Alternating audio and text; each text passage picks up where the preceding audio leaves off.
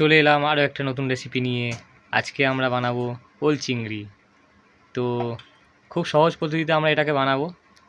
তো এটার জন্য আমরা প্রথমে নিয়েছি 500 গ্রাম ওল আর 4টে মিডিয়াম সাইজ আলু পিস পিস করে কেটে নিয়েছি।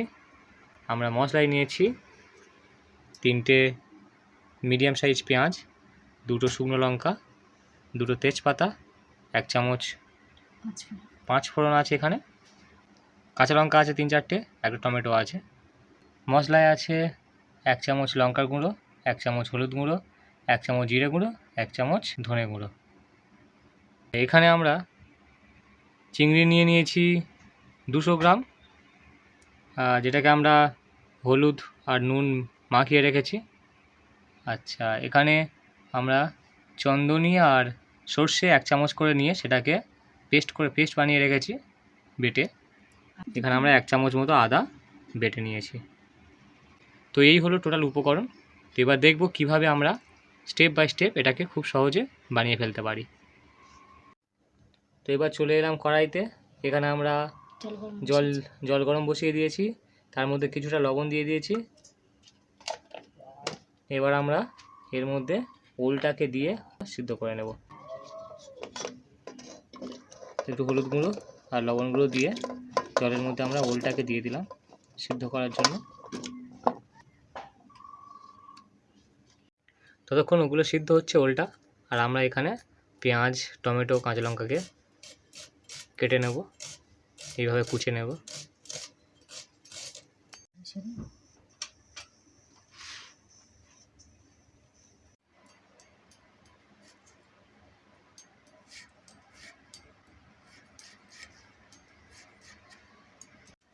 ব্যাস, আমাদের সমস্ত জিনিস কুচানো কমপ্লিট।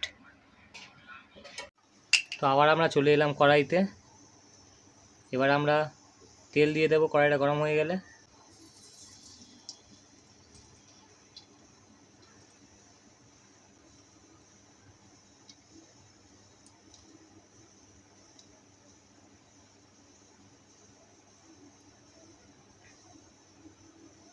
তো তেলটা আমাদের গরম হয়ে গেছে।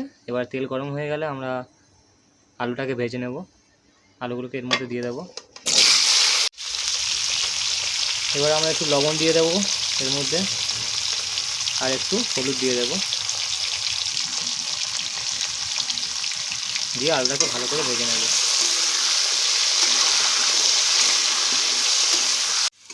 ব্যাস, আলুটা এইভাবে একটু লাল লাল হয়ে গেলে, ভাজা হয়ে গেলে আমরা আলুটাকে তুলে নেব।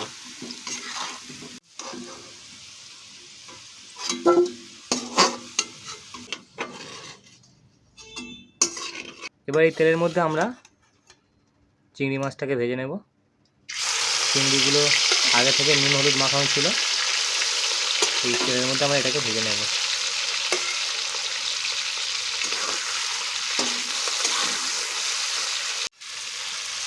তো চিংড়িগুলো ভাজা হয়ে গেছে, বেশিক্ষণ সময় লাগে না, কারণ তেল আগে থেকেও গরম ছিল। তো এটা 1 মিনিট মতো লাগলো ভাজবে, 1 থেকে 1.5 মিনিট। এবার চিংড়িগুলোকে আমরা তুলে নেব।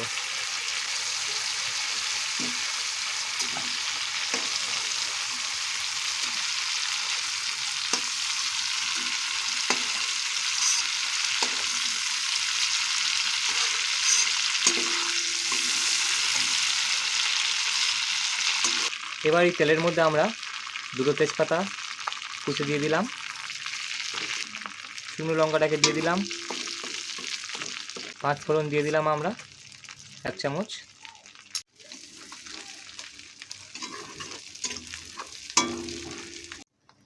এবার আমরা এর মধ্যে একসাথে পেঁয়াজ, টমেটো, কাঁচা লঙ্কা সবগুলোকে দিয়ে দেবো।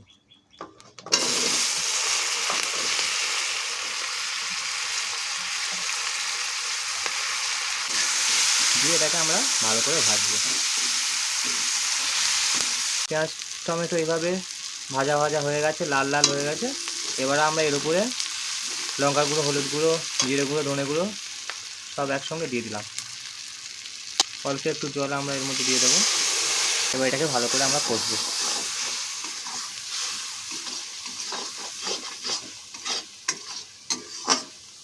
এবার আমরা বাটা মশলাটাকে দিয়ে দেবো, আদা বাটা আর চন্দনী আর তার সাথে সর্ষে যে পেস্ট ছিল সেটাও একসঙ্গে আমরা দিয়ে দিলাম।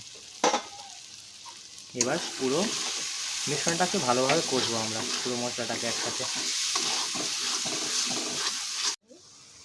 এবার আমরা এর উপরে একটুখানি কষে নিয়ে এবার আমরা এর উপরে আলুটাকে দিয়ে দেবো।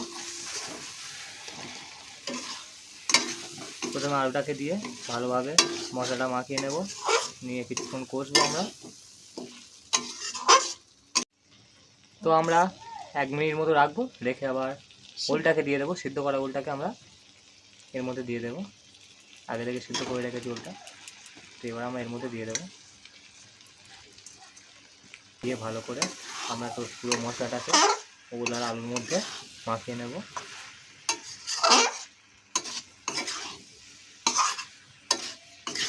এবার আমরা স্বাদ অনুসারে একটু লবণ দিয়ে দেব।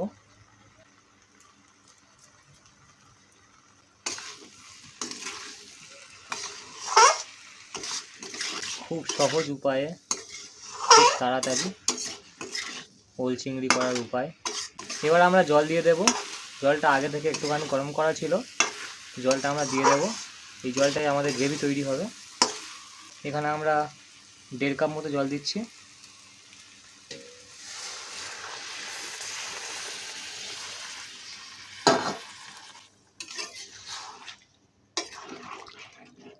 এবার আমরা ঢাকা দিয়ে কিছুক্ষণ আমরা ফুটিয়ে নেব। তো এইভাবে যখন ফুটে উঠবে জলটা, আমরা এর মধ্যে ভাজা চিংড়িটাকে দিয়ে দেব।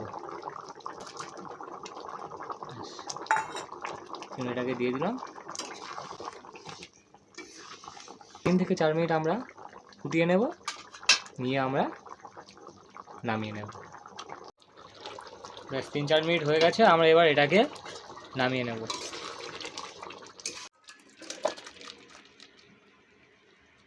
ও ওল চিংড়ি আমাদের রেডি।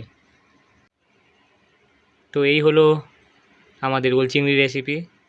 খুব সহজ উপায়ে বাড়িতে তোমরা ওল চিংড়ি এইভাবে বানাতে পারবে, খুব তাড়াতাড়িও হয়ে যাবে।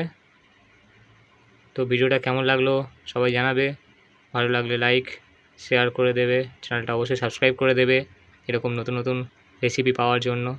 দেখা হচ্ছে পরের ভিডিওতে নতুন একটা রেসিপি নিয়ে।